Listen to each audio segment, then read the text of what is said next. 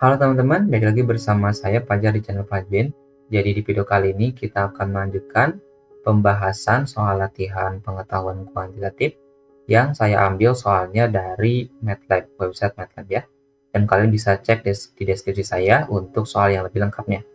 Oke, kita masuk ke teks 2 dari soal 11. Dan ini teman-teman kalau misalkan kalian bingung kenapa ada luas L sama dengan 15, ini sebenarnya luas, yaitu luas segitiga yang digunakan sebagai alas dari limas. Ini kenapa sama dengan 15? Dan di sini teman-teman harus menonton video saya sebelumnya, karena itu penting untuk mendapatkan atau kenapa luasnya itu 15. Silakan kalian cek video saya sebelum ini ya. Oke, kita akan menentukan tinggi limas dari ini ya. Ini limasnya seperti ini, teman-teman. Jadi yang dimaksud alasnya itu yang bawahnya ya. Oke, volume dari limas itu sama dengan sepertiga kali luas alas kali tinggi gitu ya. Nah, di sini diketahui bahwa volumenya itu sama dengan 30 gitu ya. Jadi 30 sama dengan 1/3. Nah, karena alasnya itu berupa segitiga KLM ya, yaitu yang ini, dan kita tahu bahwa luas alasnya atau luas segitiganya itu 15, maka kita tinggal masukin aja 15 di sini. Dikali T, ini coret ya, 5, jadinya 5T sama dengan 30. Jadi T-nya atau tinggi limasnya adalah 30 dibagi 5 sama dengan 6. Jadi jawabannya adalah 6 ya. Oke, sekarang kita masuk ke soal nomor 12. Di antara pilihan berikut yang merupakan faktor persekutuan dari 49 kuadrat plus 49 dan 12 kuadrat minus 2 kuadrat adalah, oke, ada 4 pilihan, ada 4 pernyataan. Nanti kita menentukan di antara pernyataan ini apakah 1, 2, 3 saja yang benar dan seterusnya gitu ya. Kita hitung dulu angka yang pertama, 49 kuadrat ditambah 49 itu sama dengan, kita faktorkan aja teman-teman supaya lebih efektif ya. Jadi 49 kita keluarin, jadinya dalamnya 49 tambah 1 ya, yaitu 49 dikali 50 ya, 49 tambah 1 kan 50. Selanjutnya yang kedua, angka yang kedua yaitu 12 kuadrat dikurangi 2 kuadrat sama dengan, kalian bisa menggunakan rumus aljabar, yaitu 12 ditambah 2 dikali 12 dikurangi 2 untuk memfaktorkan ya. 12 tambah 2 itu 14, 12 dikurangi 2 itu 10 ya. Jadi sama aja dengan 14 kali 10.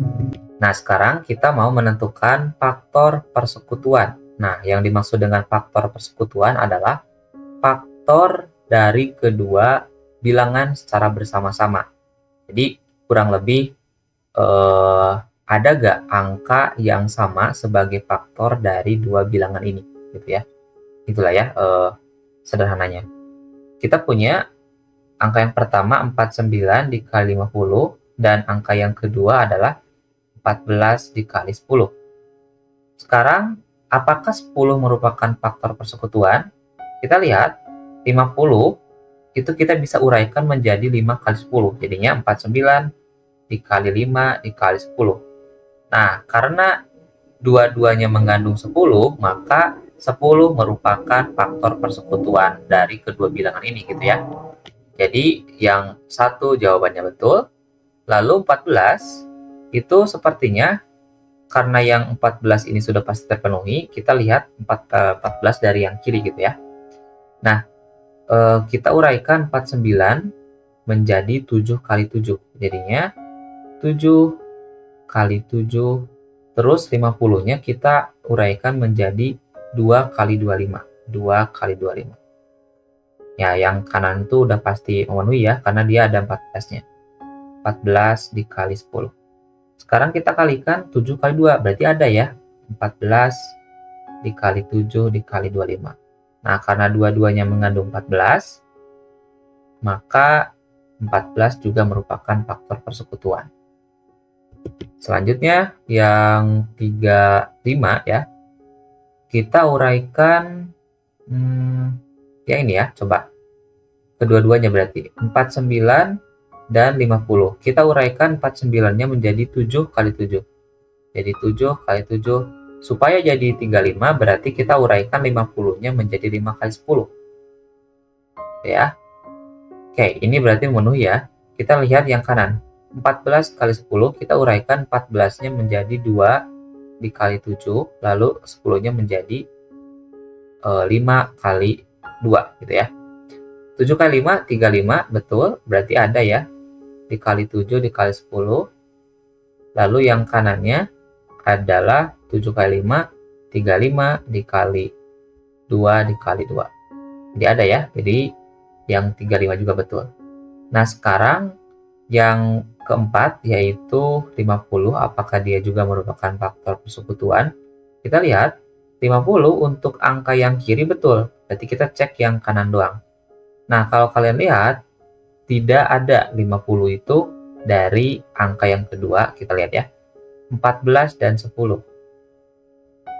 Berarti dari sini kita kan perlu angka 5 doang, karena 5 kali 10 kan 50 gitu.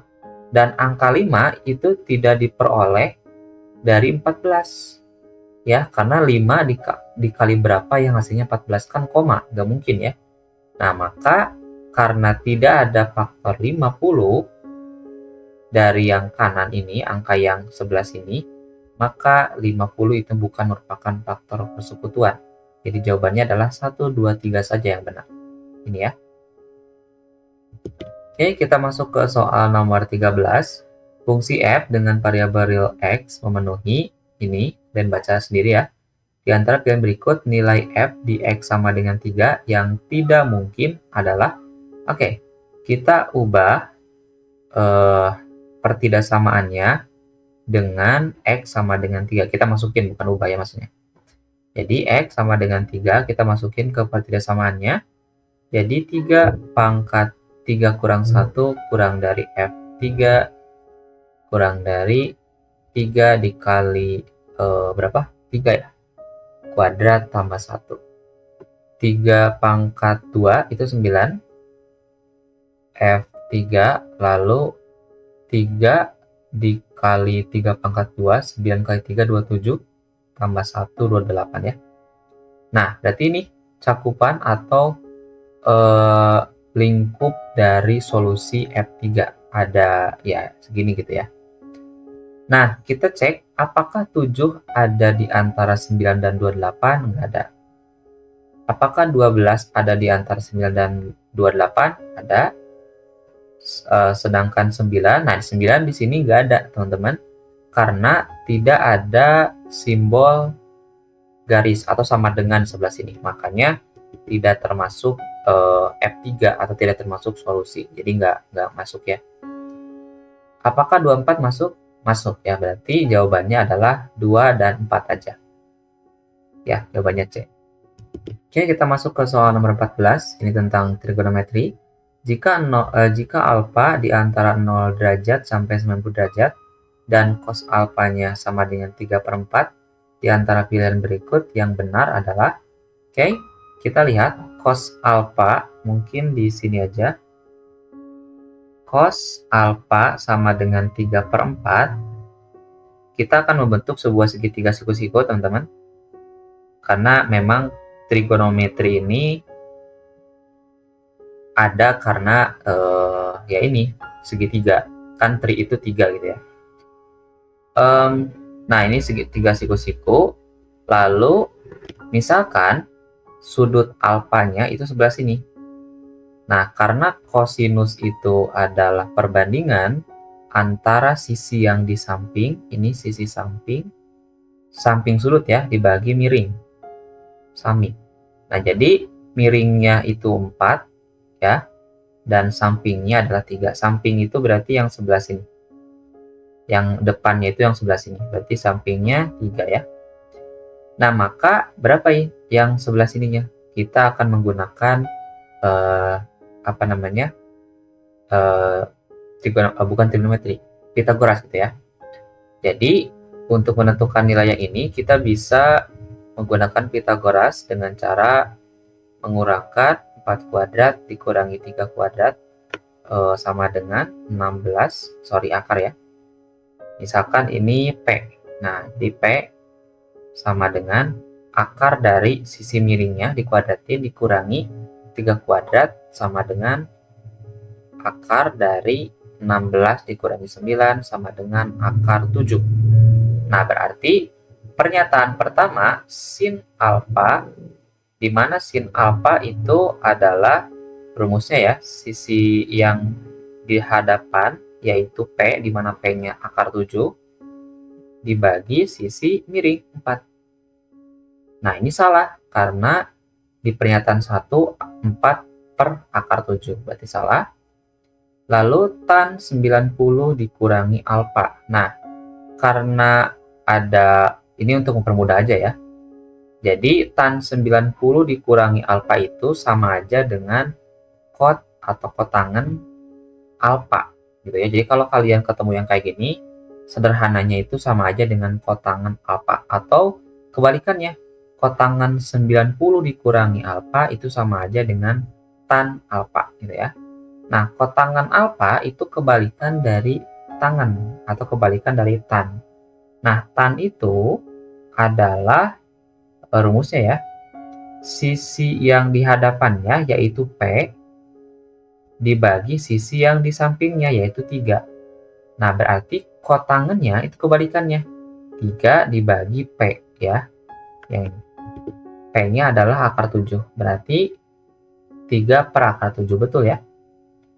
Dan kita lihat cos alfa apakah kurang dari sin alfa? Cos alfa itu sama dengan tadi berapa? 3 per 4 ya. Nah, sedangkan sin alfa itu sama dengan akar 7 per 4. Nah, karena di sini sudah diketahui yang bawahnya penyebutnya 4, kalian sebenarnya tinggal menghitung aja apakah 3 itu kurang dari akar 7. Lihat, akar 7 itu sama dengan 2, sekian. Saya tahu dari mana?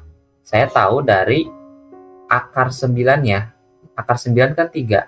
Nah, maka akar 7-nya harusnya kurang dari 3. Ya, maka ini 2, sekian.